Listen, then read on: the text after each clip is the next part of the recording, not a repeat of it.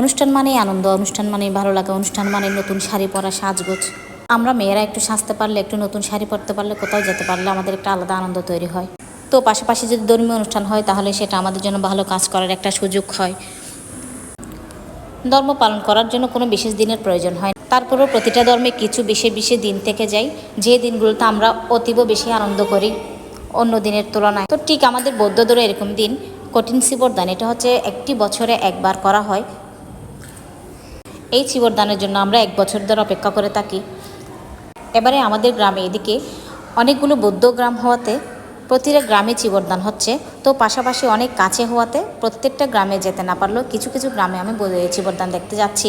তো এই চিবরদানে আমি সবচেয়ে একটা বিশেষ আপনাদেরকে যেটা দেখাচ্ছি, এখানে কে একজন ড্রোন দিয়ে চিবরদান রেকর্ড করছে। খুব ভালো লেগেছে, আমার খুব সুন্দর লেগেছে এই বিষয়টা, খুবই ভালো লেগেছে। রুমকা বৌদ্ধবিহারে একদিন আগে থেকেই চিবরদানের তোড়জোড় শুরু হয়ে যায়, যেহেতু একদিন আগে থেকে এখানে টাটকা চিবর বুনন করা হবে। তো টাটকা চিবর বুনন দেখতে গিয়েছিলাম আমরা। সারা রাত ধরে তারা কেটে পরিশ্রম করে এই চিবর বানাবে। 1 সেট চিবর বানিয়ে বান্তেদেরকে দান করা হবে।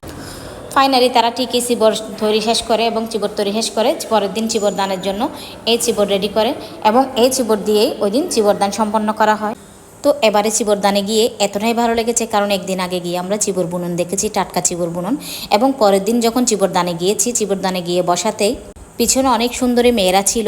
বিভিন্ন গ্রাম থেকে হাজার হাজার মানুষের সমাবেশ, পাশাপাশি ওই গ্রামের বিভিন্ন সুন্দর সুন্দর দেখতে আকর্ষণীয় মেয়েগুলোকে স্বেচ্ছাসেবিকার দায়িত্ব দেওয়া হয়েছে যাতে সবাই ভালো করে বসতে পারে সবার জন্য।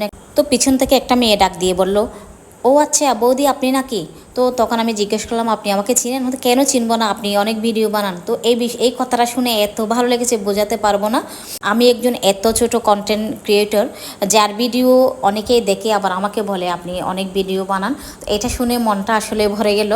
তো এরকম আপনাদের ভালোবাসায় হয়তো একটু একটু করে এগিয়ে যাচ্ছি, সবাই পাশে থাকবেন।